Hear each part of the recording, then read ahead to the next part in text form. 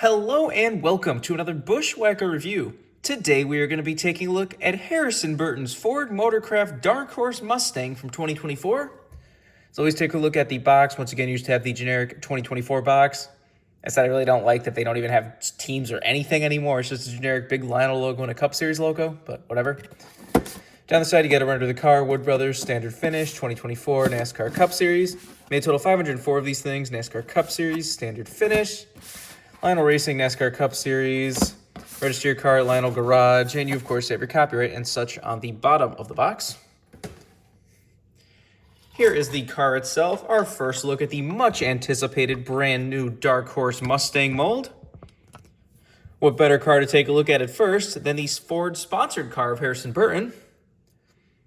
He's been in the news a lot lately just because he did leave a legacy with Wood Brothers Racing by winning their 100th race at Daytona a few weeks ago. I will definitely be getting that diecast. That's probably going to be a popular one, probably the most popular diecast of his whole career. As I said, Harrison's obviously, as it's known, he's already getting kicked out of the ride. Josh Berry is going to be in this car next year, but I don't know. Have to see how Josh Berry does, because Harrison just has not been that good in the Cup Series. But he has talent. Like, he won, 4 Xfinity races? Like, he clearly has some talent, so who knows? Have to see where he ends up next year. But anyways, here's the car itself, those iconic Wood Brothers colors. So that we can finally take a look at the brand new Dark Horse Mustang body. Lionel did a really good job of the mold. It's got the right curves, the right proportions, even has these little fender flare things. Looks like the little gray piece around the grill is actually metallic, gunmetal like it's supposed to be. Even does have the little camera printed on the car. They've never done that on the clean diecast before for the front camera. Also does actually have the grill intake. You know, for the last Mustang body, the clean diecast never had the actual grill decal, just the kind of, fake one. So that's kind of cool to see too.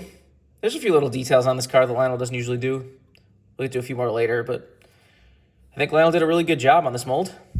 It seems to be pretty close because RFK actually did a video where they put a diecast, one of these diecast in their same scanner thing they would do for their normal car to see if the body's in the right template or whatever. And it was really close. So kudos to Lionel. They did a good job. Said it looks good. Nothing's really sticking out as oh no, they made that so wrong. Everything looks pretty accurate. The taillights are now just a decal on the back instead of being the little molded piece. I don't know if the real body has them molded or not.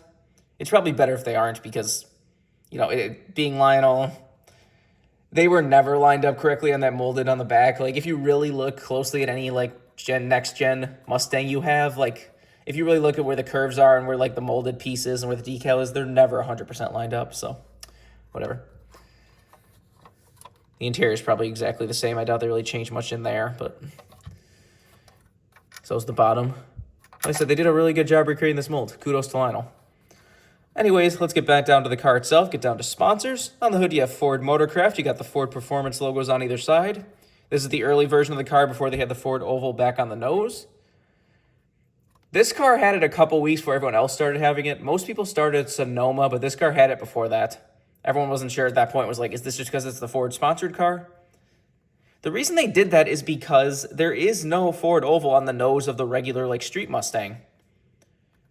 So since then, that they've gotten rid of these Ford Performance logos, they've added the oval back, they've brightened the Dark Horse, so it's, visible, because obviously, this one on track, you're not going to see the horse, but it's the Dark Horse, so it's supposed to be dark, but whatever. Anyways, down the side, you have Ford Motorcraft and Quicklane Tire and Auto Center. Got Dex Imaging back there. Ford Performance down there. They've kept that the whole year so far, where there's the Ford Performance logo on the side skirt. Oh, it's not really a side skirt anymore, but you get the point. On the C post, you have Lincoln Welders and Draver. And on the B post, you have Ford, Safety Clean, and Wood Brothers Racing. Harrison Burton's name right there. Got the beautiful gold chrome number. It's one of the best chrome numbers because, they used to run the gold chrome numbers back in the day. Obviously, they couldn't for a long time until NASCAR brought it back, but I'm glad that Wood Brothers immediately hopped on that gold number train again. On the back, you got Ford Motorcraft, got the Ford Michigan license plate, number 21. On the deck lid, you got FordParts.com. And on the roof, you have Ford Motorcraft. This is number 257. Got the same stuff down the other side as usual.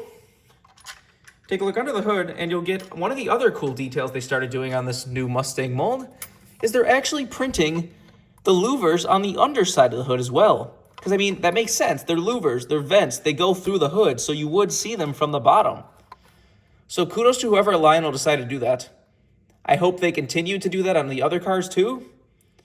Like, do that on the Toyotas and the Chevys as well, because it is accuracy. It's a nice detail.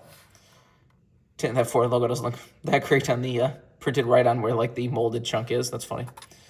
There's the engine detail if you want to see that. I doubt that changed a whole lot with the Dark Horse, but somebody will tell me if it did. Obviously no deck lid. The roof flaps, of course, do open. And there's the inner side of the car if you want to see that.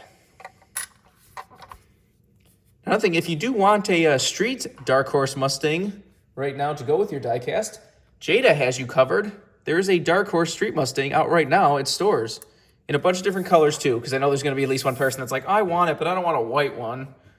But there's a blue one. I've already bought a blue one. There's a nice like metallic ruby red one. But there you can see also, there's my point with the nose. There is no Ford oval on the nose of the Ford Mustang.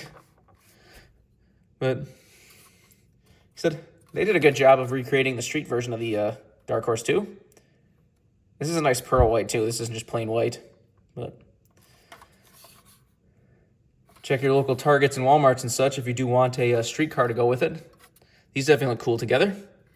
They look pretty scaled. The Jada's is slightly bigger than the Cup car, but I don't know if that's accurate or not. I've never really seen like one of the Cup Dark Horses right next to a street one, but that's really cool. I think those make a really cool set, at least in my opinion. If you want this diecast as a brand new release, you can get it right now. I don't think this will get rare. Harrison's not that popular, but at the same time, he probably did just gain a bunch of fans getting the 100th win. So, who knows? Remember, for all of your diecast needs, you can go to circlebdiecast.com, and if you use the code BWhack, you can get $5 off shipping on any order over $30. So go check it out if you want anything. But I think it's pretty much all there is to say. This has been a review of Harrison Burton's Ford Motorcraft Ford Mustang Dark Horse from 2024. Hope you enjoyed, and thanks for watching.